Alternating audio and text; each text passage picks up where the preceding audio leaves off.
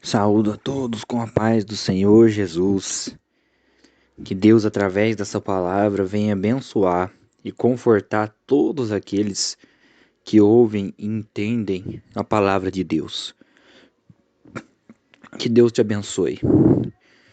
Quero fazer menção aos Salmos, capítulo número 91, ao linário de Salmos, Salmos 91, versículo 1, que diz: Aquele que habita no esconderijo do Altíssimo, à sombra do Onipotente descansará. Veja, entenda. Davi escrevia muitos salmos. Então, os salmos são uma expressão do momento de vida de Davi. A música é uma expressão artística. A música reflete uma realidade. Os salmos são uma música e, mais do que música, adoração a Deus. Oferecimento de adoração a Deus. Os salmos são uma oração. Porque Davi, por diversas vezes, vai manifestar nos Salmos o seu momento de crise. Só que ele vai reafirmar dentro do seu ser que no seu momento de crise há uma esperança inabalável em Deus. Então perceba que os Salmos é uma reflexão daquilo que o seu autor está demonstrando. Então ali Davi está demonstrando que Deus é o seu refúgio, a sua segurança, que mesmo que ele esteja em trevas, que mesmo que ele esteja sem proteção, que o mal tenha tomado a sua direita, a sua esquerda, na frente, atrás, Deus está guardando. Davi demonstra a fé, porque a fé é a crença das coisas que nós não vemos. Nós não conseguimos ver a Deus, só que nós cremos que Ele está ao nosso lado. Davi, por muitas vezes, imagine se você no lugar de Davi, um homem de batalhas, de guerras, de perseguições. A verdade é que ele teve uma vida muito atribulada, muito ativo, uma vida muito complicada, porque ele estava frequentemente envolvido em batalhas com pessoas que o perseguiam, pessoas que o procuravam matar, pessoas que queriam Davi morto, que queriam Davi enterrado, mas veja, Davi sabia que Deus estava observando a trama dos seus inimigos e que o controle estava nas mãos de Deus. O que aconteceu nessa crise, em toda essa crise, nesses anos que nós estamos passando por essa crise, tem muita gente que não está conseguindo visualizar a Deus. Tem muita gente que antes da crise visualizava Deus pela fé, mas depois da crise não consegue visualizar.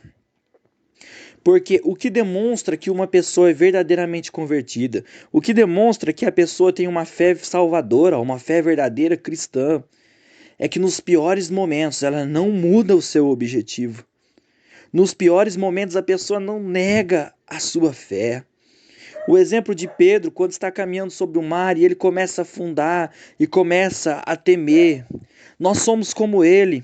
De repente você está passando por uma situação e você está vendo que você está começando a afundar.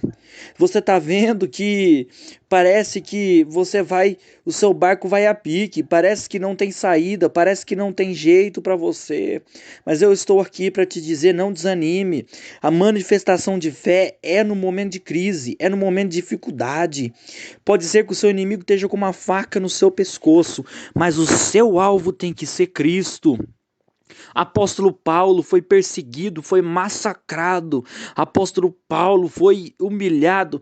Quantas vezes ele apanhou, enfrentou cadeias, enfrentou perseguições, mas ele terminou a carreira.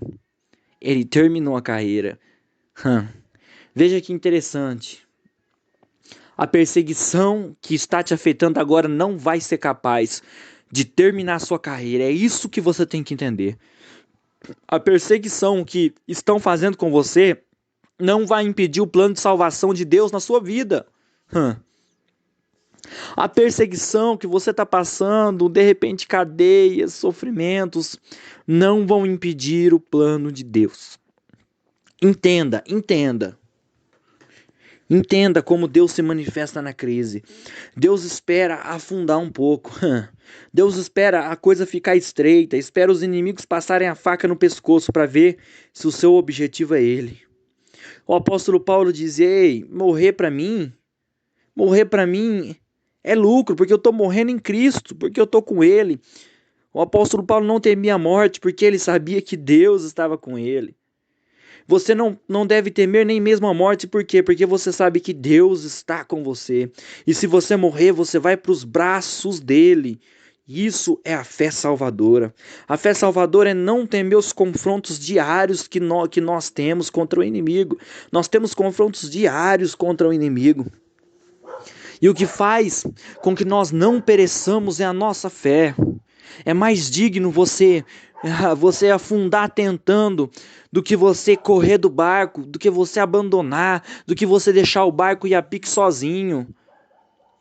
As pessoas vão ter mais confiança em você quando você manifestar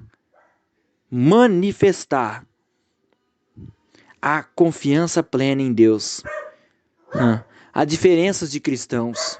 Tem cristãos que quando a tempestade vem ao barco, eles se mantêm firme, irredutível.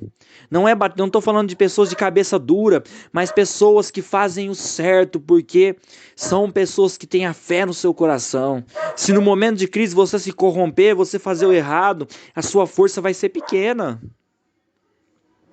Mas é no momento de crise que você vai se revelar um soldado, um guerreiro de Deus. É nesse momento de crise que Deus espera que você não ceda, que você não entregue os seus princípios por um prato, por uma tentação, por um desejo carnal que vai aliviar a sua situação. Ei, o que te espera no fim do túnel é a salvação, é Deus te esperando de braços abertos. Não entregue seus princípios cristãos, não pule do barco em meio à crise, porque Ele está no controle do teu barco. Que Deus te abençoe, que essa palavra possa te motivar a você continuar com dificuldades, com situações ruins sim, mas crendo que o mais importante é Deus e Ele está contigo. Deus abençoe a todos em nome de Jesus.